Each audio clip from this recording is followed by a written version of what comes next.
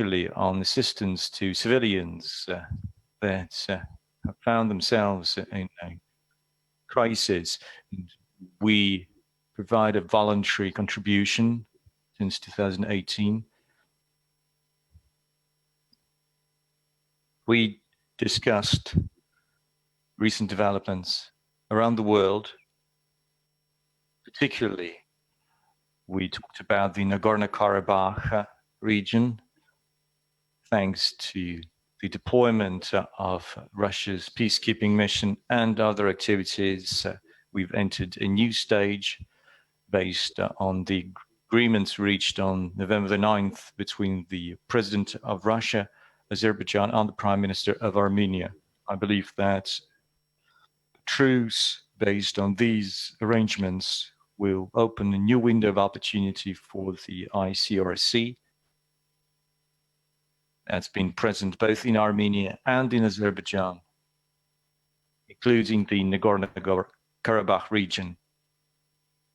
Mr. Mauer and his colleagues will talk further about their aspects, about their activities, and they will also have a meeting with the Defense Ministry and in the Emergencies Ministry. We believe that the ICRC is capable of playing an increasingly important role in overcoming humanitarian consequences of what happened in the Nagorno-Karabakh region. We are aware that the ICRC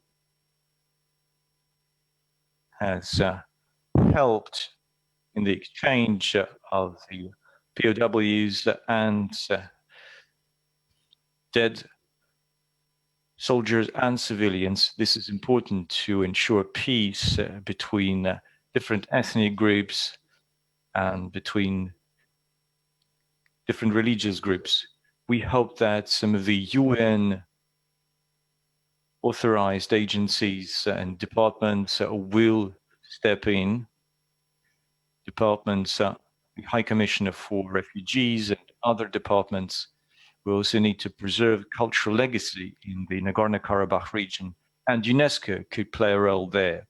In any case, the ICRC has had a long-standing presence in the region, and its experience would be handy for those organizations that have not yet started their involvement there.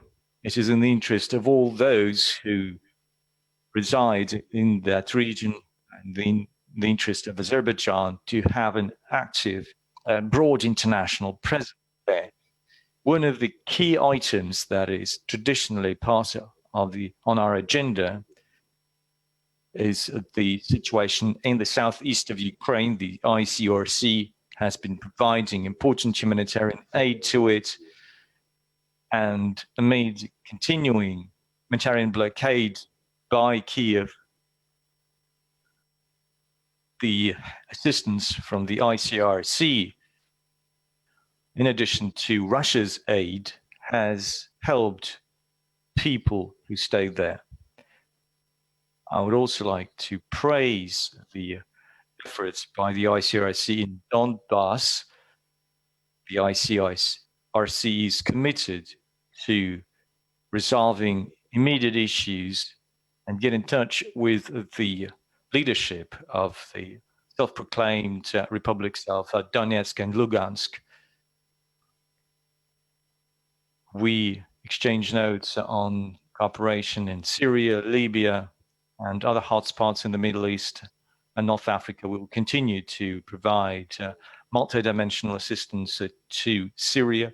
We're committed to its ensuring its sovereignty, political unity,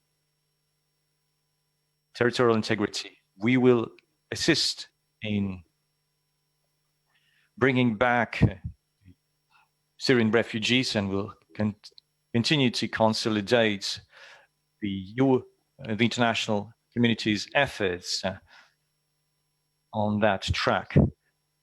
We'll also cooperate on returning Russian children from Syria and Iraq.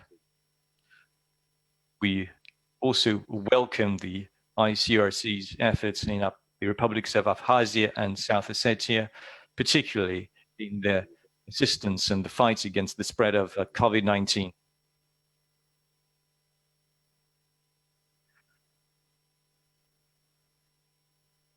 We understand that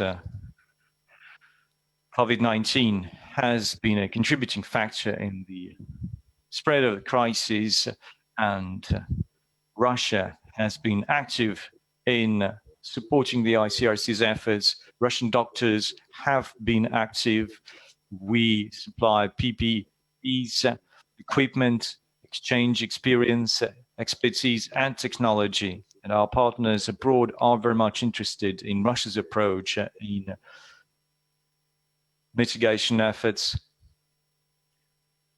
Russian President Vladimir Putin discusses these issues during his phone calls with his counterparts.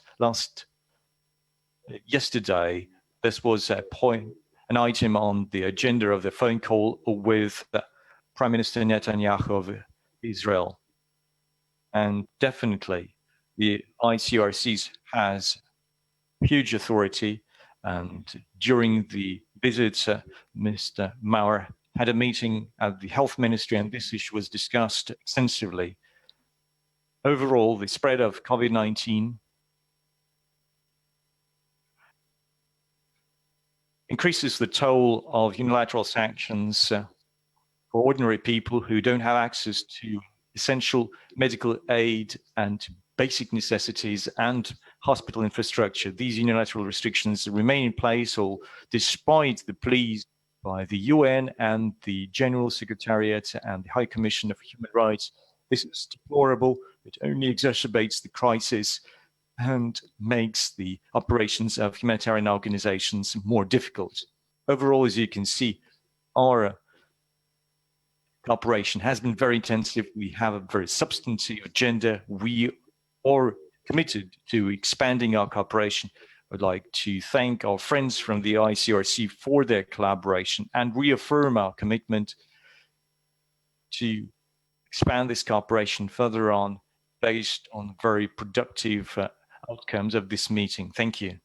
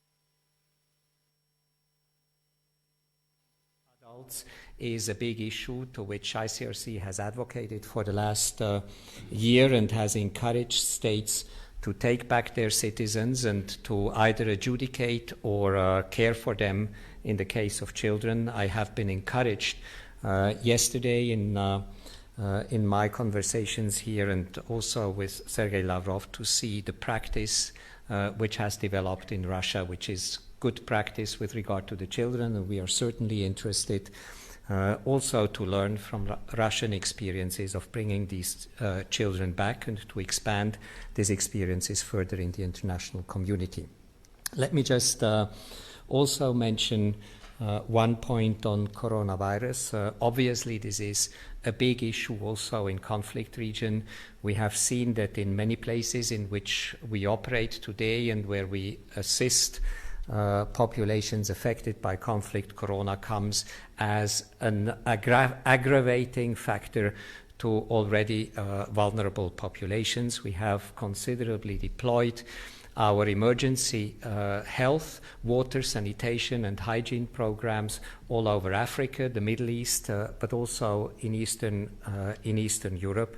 And I think I'm pretty proud to say that ICRC's staff has remained on the front line of delivering services during this pandemic, hasn't been repatriated. Only 3% of our staff has been repatriated. All the others stayed to deliver services during pandemic.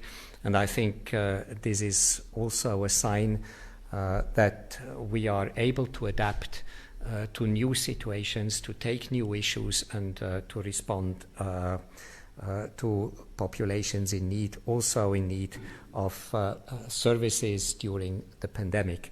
Let me just emphasize also our good cooperation and appreciation with regard to Russia's engagement on international humanitarian law. Russia is at the origin of international humanitarian law, so as we say often, the custodian, the guardian of the Geneva Convention, the ICRC has a particular interest to continue to discuss, think and see that international humanitarian law is applied and implemented in the conflicts in which we operate, but also that we reflect together how the changing nature of conflict is adequated with the system of international humanitarian law. This needs intensified and intense discussions between the respective experts of the Ministries of Foreign Affairs and ICRC, and I appreciate the good cooperation on these issues with Russia. So let me stop here. Thanks a lot. Пожалуйста, переходим к вопросам агентства ТАСС.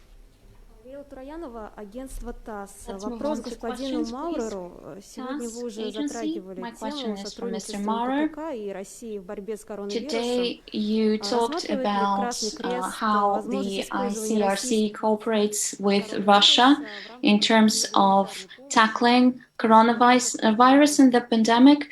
So is the ICRC going to use Russian vaccine in conflict zones? Well, certainly we are following very closely the development on vaccines. We are all very much aware that a lot of countries have taken efforts. We are not a medical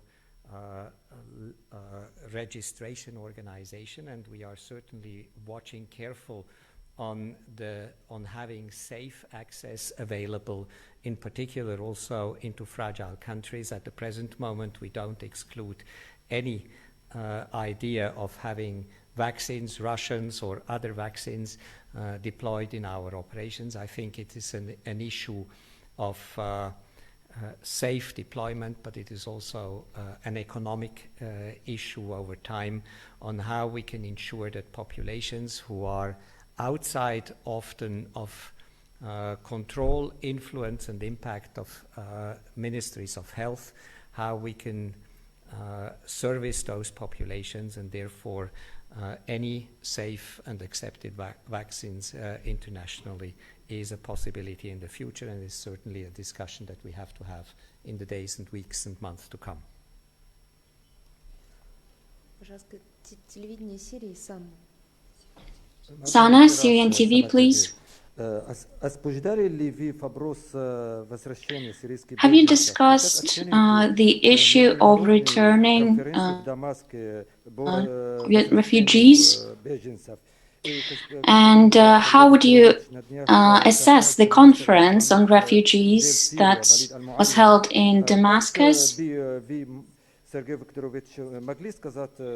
Mr. Lavrov, I want to ask you about the late Foreign Minister Moalem. So, a couple of words about him as a person, as a diplomat. What could you say about him? What kind of role he played in developing relations between our countries? Valit Moalem was a very good friend of mine and a very good friend of the Russian nation, and all our diplomats who have been active in the Middle East, have worked with him, with his diplomatic talent, his diplomatic abilities and legacy. It was a professional of the highest caliber, and he had a very nice human touch. We've had a lot of debates informally. His vast knowledge, his loyalty to his country has helped Syria to maintain its independence, sovereignty, and maintained and retained its true friends. And I sent a note of condolences to Syrian President Bashar al-Assad. Now, on the return of the Syrian refugees, we touched upon the issue. We definitely mentioned the conference that took place in Damascus on November the 9th and 10th. We appreciate the ICRC's participation in that conference. We believe, and we saw that countries that sent their representatives reaffirmed that their interest that the Syrian crisis should be resolved without any political games. And again, the ultimate solution is up to the Syrian nation. There have been some countries who ignored it and forced some of their allies not to take part in the conference. I believe that this is a grave sin. They went against human interests, the interests of ordinary Syrians. That grave sin will remain and will be a burden on their shoulders.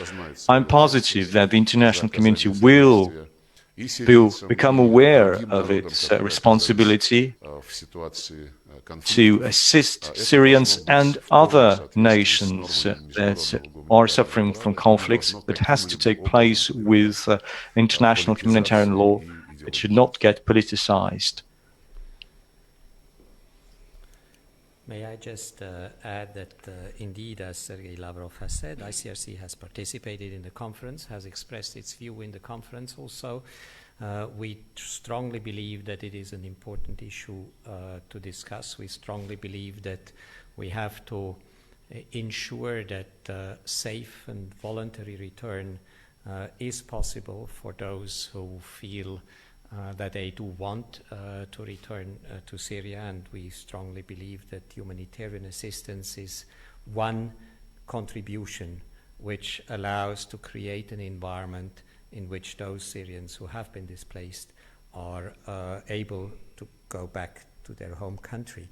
Of course, we all know that we also need political progress so that people feel safe and feel the willingness to go back to Syria. I think it's a complex issue. It's an issue certainly in which we will continue again to work with Russia and other countries in order to bring our reading of the situation in Syria and our efforts to create an environment amenable to returns to the diplomatic table. RT, please. Maria Finoshina, good afternoon, RT. I'd like to ask you both, Mr. Maurer, Mr. Lavrov, how is the cooperation between the ICRC and Russia developing in Nagorno-Karabakh? What measures are being taken to help the people living there to return to their normal lives in the region? And to continue with that, the representative of the State Department said that Washington and Paris are expecting to hear some details about the peace agreement. So are you going to explain something to them then? Well, let me just say that over the last couple of years, we could witness an increasingly intense cooperation between ICRC and Russia, while maybe for decades before our focus was first and foremost on international humanitarian law. In the last years, we certainly learned much more about each other and how we work on the ground in Syria, in other places in the Caucasus. And today, our cooperation in Nagorno-Karabakh reflects also a deeper understanding on the nature of a humanitarian organization, as well as the nature of Russian security deployments in different contexts of the world. And I can certainly report that this has allowed us to have increasingly strong understanding and cooperation between Russia and the ICRC, and we appreciate this cooperation a lot. Я могу только подтвердить то, что сказал Петр. I can only confirm what Peter said. Unlike Russia, the ICRC has been active in the region for many years, including in the Nagorno-Karabakh region. And following the arrangement by the leaders of the three countries on the 9th of November, that would see the deployment of Russian peacekeepers. Definitely that was a new experience for us, and the knowledge that the ICRC has in this area is invaluable.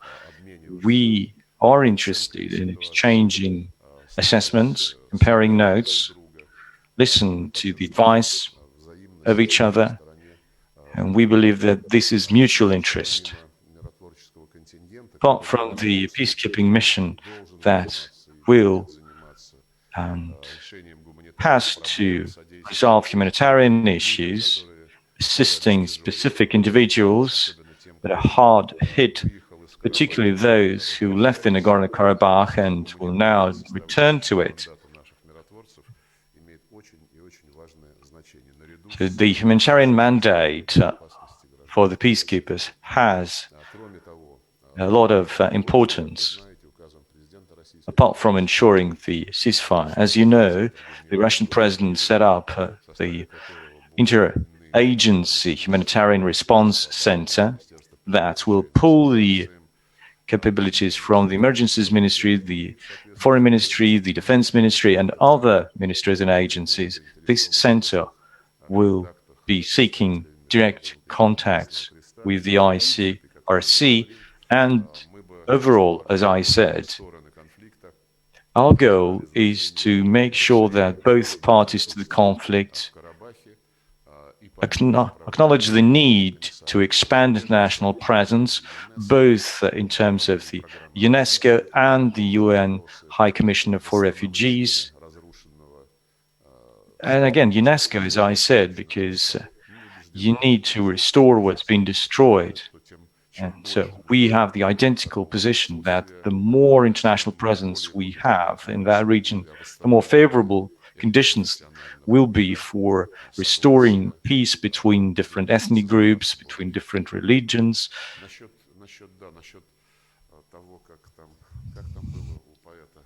And it was difficult, it was really strange for me to hear what you asked me. As for our French colleagues, in the past 10 days, the Nagorno-Karabakh issue was discussed between the President of Russia and France. They discussed it twice, and I spoke for an hour with the Foreign Minister of France on the same issue. Our US counterparts were also updated at the level of the Deputy Secretary of State. And Mike Pompeo is on an international tour for 12 days, and from day one, Russia undertook a lot of efforts to stop hostilities, and we worked with the co-chairs of the Minsk groups from representing France and the US, and we had the foreign ministers of Armenia and Azerbaijan drafting their agreement, and the co-chairs were here talking to them. And in a couple of years' time, the president of France didn't discuss it with anyone else, but he put forward another initiative, and we supported this. We don't take it as an attempt to undermine Russia's interest. No, we've supported it. And there was another meeting in the US with the representatives of Armenia and Azerbaijan, and we didn't feel any resentment, and the co-chairs were also present there in the US. So statements like this either reflect lack of knowledge or simply a misunderstanding. Moscow Baku, last question, please. Moscow Baku News Agency. Minister Lavrov, recently you said that no one is trying to undermine the peace deal, but today Yerevan said that their priority is to have Nagorno-Karabakh recognized in the world officially, and that the troops are going to serve as a guarantor of this kind of thing. So how would you comment on this statement? Isn't it a threat to the peace agreement that was reached?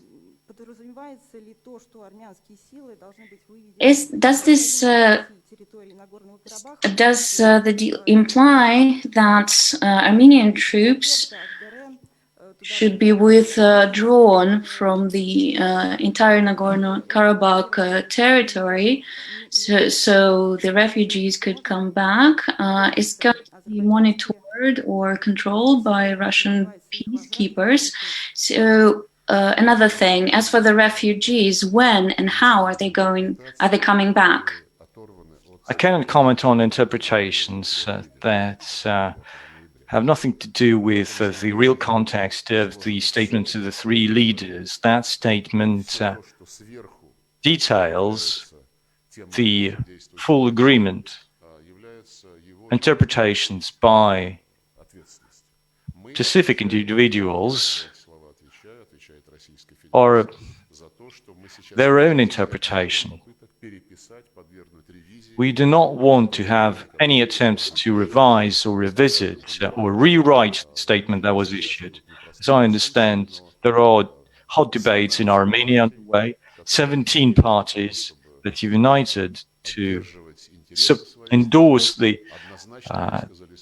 support the interests of the nations. They have unambiguously made a statement that they do not want to revise this agreement, and we would like to see no such attempts, or at least we like to make sure that these attempts are not successful. As for those who returns where and what goes where, the statement, the agreement makes it quite clear, and the three leaders have a clear understanding that this needs to be complied with. As for the return of refugees, both Armenians and Azerbaijanis, they need to go back to the place where they used to live, fully in line with international humanitarian law, safe conditions, voluntary, and they need to gave assistance in employment in those areas where they used to live, particularly if those areas were shelled. Restoration works need to take place, and international organizations could play a role there. We will facilitate those efforts. We need to make sure that those who want to return can return as soon as possible. We need to make sure these are safe and comfortable conditions for them. Thank you.